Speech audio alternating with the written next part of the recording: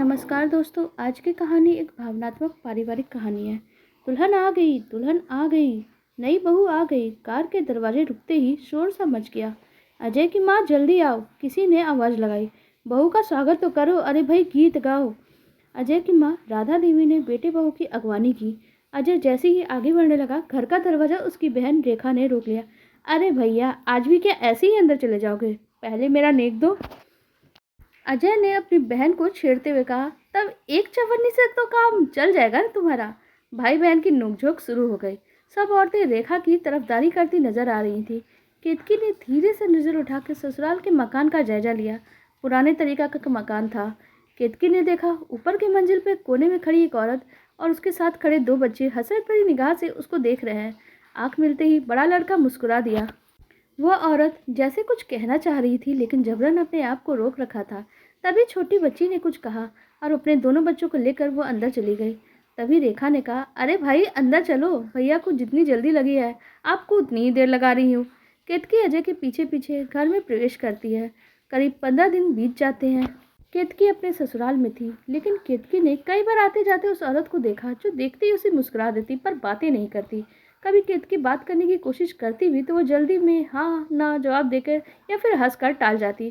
केतकी को समझ में नहीं आता आखिर माजरा क्या है, लेकिन धीरे धीरे टुकड़ों टुकड़ों में उसे जानकारी मिली कि वह औरत उसके पति अजय की चाची है, लेकिन जायदाद के झगड़े को लेकर उनसे अब कोई संबंध नहीं है। जायदाद का बंटवारा देख केतकी को लगा उसके ससुर के हिस्से में एक कमरा ज्यादा ही है। फिर क्या चाची जी इस कारण शादी में शामिल नहीं हुई, या उसके सास ससुर ने उनको शादी में निमंत्रण नहीं दिया? पता नहीं कौन कितना गलत है, उसने सोचा। एक दिन केतकी जब अपनी सास राधा के पास फुर्सत से बैठी थी तो उन्होंने पुरानी बातें बताते हुए कहा, तुम्हें पता है, मैं इसी तरह चाव से एक दिन कमला को अपनी देवरानी नहीं बहू बनाकर लाई थी। मेरी सास तो बिस्तर से उठ भी नहीं सकती थी। वो तो अपने जैसे छोटे बेटे की शादी देखने के लिए ही बस जिंदा थी। शादी के मात्र 1 माह बाद ही वो तो निकल गई। मैंने सास की तरह ही इसकी घर देखभाल की, और देखा जाए तो देवर प्रकाश को मैंने अपने बेटे की तरह ही पाला है। तुम्हारे पति अजय और प्रकाश में सिर्फ 7 साल का ही अंतर है। उसकी पढ़ाई लिखाई, काम धंधा, शादी ब्याह आदि सब कुछ मेरे प्रयासों से हुआ। फिर तो बेटे जैसा ही हुआ। राधा ने केतकी की समर्थन की और आशा से देखते हुए कहा। हाँ बिल्कुल, केतकी ने आगे उत्सुकता दिखाई। वैसे शुरू से ही कमला ने मुझे सास के बराबर आदर सम्मान दिया, और प्रकाश ने तो कभी मुझे किसी बात का पलट कर जवाब तक नहीं दिया। वो जैसे अतीत में अपनी आंखों के सामने देखने लगी। लेकिन बुरा हो इन मोहल्ले वासियों का, किसी का बनता घर किसी से देखा नहीं जाता, और ये नादान कमला भी उनकी बातों में आकर बंटवारे की मांग कर बैठी। राधा ने मुंह बनाते हुए कहा। क्यों, क्या बात हो गई थी? केतकी उत्सुकता दबा नहीं पाई। इसकी शादी के 3 साल तक तो सब कुछ ठीक ठाक चलता रहा, लेकिन पता नहीं लोगों ने इसके मन में क्या क्या भर दिया कि धीरे धीरे घर के कामकाज से भी हाथ खींचना शुरू कर दिया। हर बात में हमारी उपेक्षा करने लगी। फिर एक दिन प्रकाश ने तुम्हारे ससुर जी से कहा, भैया मैं सोचता हूँ अब माँ और पिताजी तो नहीं रहे, तो हमें मकान का बंटवारा कर लेना चाहिए, जिससे हम अपनी ज़रूरत के मुताबिक जो रद्द बदल करवाना चाहे करवा के अपने अपने तरीके से रह सकें। तुम्हारे ससुर जी ने जवाब दिया, ये तुझे ये क्या सूझ रही है? तुझे कोई कमी है क्या? प्रकाश को ऊपर से नीचे देखते हुए जब तुम्हारे ससुर जी ने कहा, उसने कहा, नहीं ये बात नहीं है, लेकिन बंटवारा आज नहीं तो कल तो होगा ही ना। होता आया है, अभी कर लेंगे तो आप भी निश्चिंत होकर अजय और विजय के लिए कमरे तैयार करवा पाएंगे। मैं अपना गोदाम और दफ्तर भी यही बनवाना चाहता हूँ, इसलिए ढंग से हिस्सा हो जाए तो। अच्छा, शायद तू अजय विजय को अपने से अलग मानता है, लेकिन मैं तो नहीं मानता। मैं तो तुम तीनों का बराबर बंटवारा करूंगा, वो भी अभी नहीं। यह आप अन्याय कर रहे हैं भैया। प्रकाश की आंखें भर आई और वो चला गया। काफ़ी देर तक उसके कमरे में जोर जोर की बहस की आवाज़ें आती रही। खैर कुछ दिन बीते और फिर वही बात। अब बात बात में कमला भी कुछ कह देती, कामकाज में भी बराबरी करती, घर में भी तनाव रहने लग गया। बात मर्दों की बैठक से निकल के औरतों में आ गई। घर में चैन से खाना पीना मुश्किल होने लगा तो मोहल्ले और रिश्ते के 5 बुजुर्गों को बैठाकर फैसला करवाने की सोची। प्रकाश कहता, मुझे आधा हिस्सा दो। हम कहते थे, हमने तुम्हें बेटे की तरह पाला है, तुम्हारी पढ़ाई लिखाई शादी ब्याह सब कुछ किया, हम 3 हिस्से करेंगे। लेकिन जब बंटवारा हो गया तो अब इस तरह से संबंध न रखने का क्या तुक है? केतकी ने पूछ ही लिया। रोज की किटकिट से मन खट्टा हो गया हमारा, इसलिए जब बंटवारा हो गया तो हमने तय कर लिया कि अब उनसे किसी भी तरह का संबंध नहीं रखेंगे।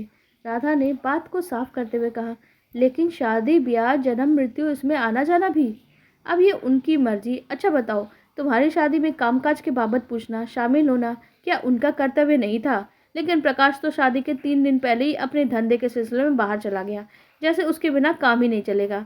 राधा ने अपने मन की भड़ास निकाली। आपने तो उनको आने के लिए कहा होगा ना? अच्छा, राधा ने मुंह बिचकाया। जिसे मैं घर लाई उसे हम न्योता दे के जाऊंगी।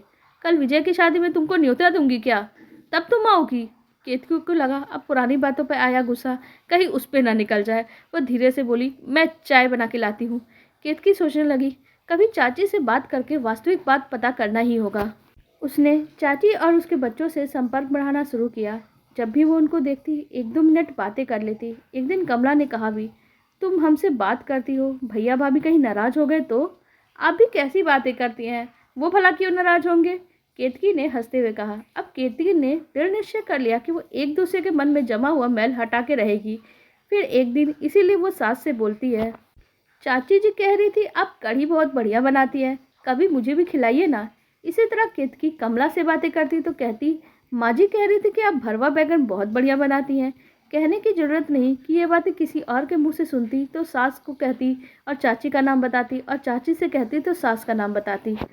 वो अच्छे से जानती थी कि अपनी प्रशंसा किसे अच्छी नहीं लगती, फिर अगर वो अपने दुश्मन के मुंह से हो तो दुश्मनी भी कम हो जाती है। इस तरह बातों के जरिए केतकी एक दूसरे के मन में बैठी गलतफहमी और वैमनस्य को दूर करने लगी। एक दिन उसको लगा उसने यह गढ़ जीत लिया है। हुआ क्या कि केतकी के नाम की चिट्ठी पिंकी लेकर आई और गैलरी में उसको आवाज़ लगाई, भाभी जी। केतकी उस समय रसोई में थी तो वहीं से बोली, क्या बात है, आपकी चिट्ठी आई है। केतकी जैसे ही बाहर आने लगी, पिंकी गैलरी से चिट्ठी फेंककर भाग गई। जब उसकी सास ने यह देखा तो बरबस पुकार बैठी, पिंकी अंदर तो आ। तब केतकी की आशा की किरण ही नजर नहीं आई, बल्कि उसे विश्वास हो गया कि अब दिल्ली दूर नहीं है। तभी राधा को बेटी की बातचीत के सिलसिले में पति और बेटी के साथ एक हफ्ते के लिए बनारस जाना था। केतकी को दिन चढ़े हुए थे, इसलिए उन्हें चिंता थी कि अब क्या करें। पहला बच्चा है, घर में कोई बुजुर्ग औरत होनी ही चाहिए। आखिरकार केतकी को सब तरह की हिदायतें देकर रवाना हो गई। 3-4 दिन तो आराम से निकले। एक दिन दोपहर के समय घर में अजय और विजय भी नहीं थे। ऐसे में केतकी परेशान सी कमला के पास आई। उसको हैरान परेशान हालत में देखकर कमला को कुछ खटका सा हुआ। क्या बात है, सब ठीक तो है? पता नहीं, बड़ी बेचैनी हो रही है, सर भी घूम रहा है। बड़ी मुश्किल से केतकी बोली, अरे लेट जाओ तुरंत, बिल्कुल आराम से। कहती हुई कमला नीचे पति को बुलाने चली गई। कमला और प्रकाश उसे अस्पताल ले गए और भर्ती करा दिया। फिर अजय के दफ्तर में फ़ोन किया। अजय ने आते ही पूछा, क्या बात है? वो बदहवास सा हो रहा था, शायद चिंता से रक्तचाप बहुत बढ़ गया है। कमला ने जवाब दिया, मैं इसके पीहर से किसी को बुला लेता हूँ, आपको बहुत तकलीफ होगी। अजय ने कहा, ऐसा है बेटे, तकलीफ के दिन है तो तकलीफ तो होगी, घबराने की कोई बात नहीं, सब कुछ ठीक हो जाएगा। प्रकाश ने अजय के कंधे पे हाथ रख के कहा, बाकी जैसा तुम ठीक समझो। वैसे डॉक्टर ने क्या कहा है? अजय ने चाचा जी से पूछा। रक्तचाप सामान्य हो रहा है, कोई खास बात नहीं है। केतकी को 2 दिन हॉस्पिटल में रहना पड़ा, फिर छुट्टी मिल गई, पर डॉक्टर ने आराम करने की सख्त हिदायत दे दी। घर आने पे सारा काम कमला ने ही संभाल लिया। केतकी इसी बीच कमला का व्यवहार देख सोच रही थी कि गलती कहाँ है। कमला कभी भी उसके सास ससुर के लिए कोई टीका टिप्पणी नहीं करती थी, लेकिन एक दिन केतकी ने बातों बातों में कमला को उकसा ही दिया। उन्होंने बताया, मैं बंटवारा कराया, मैंने। ये सब कहते हैं, लेकिन क्या गलत कराया?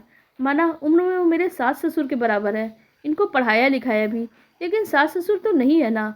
यदि ऐसा ही होता तो क्या तुम्हारी शादी में हम लोग इतने बेगाने समझे जाते? यदि मैं लड़ाकी ही होती तो क्या बंटवारे के समय लड़ती नहीं? सब यही कहते हैं कि मैंने तनाव पैदा किया, पर मैंने तो ये नहीं कहा कि संबंध तोड़ दो, एक दूसरे के दुश्मन बन जाओ। अपने अपने परिवार में सब आराम से रहे, एक दूसरे के काम आए। लेकिन भैया भाभी ने तो उस दिन के बाद आज तक हमसे क्या, इन बच्चों से भी नहीं बात की। यदि वो किसी बात पे अजय से नाराज होते हैं तो क्या विजय की शादी में तुम्हें नहीं बुलाएंगे? ऐसे बेगानों जैसा व्यवहार करेंगे क्या? बस यही फ़र्क हुआ है और यही होता आया है। उसके लिए मैं किसी को दोष नहीं देती। खैर छोड़ो इस बात को, जो होना था हो गया। बस मैं तो यही चाहती हूँ कि दोनों परिवारों में सदा मधुर संबंध बना रहे। माँ जी भी यही कहती हैं, जैसा आपने कहा। केतकी ने अपनेपन से ये बात कही। सच? कमला ने आश्चर्य प्रकट किया। हाँ, फिर हम दोनों से बेगानों जैसा व्यवहार क्यों करती हैं?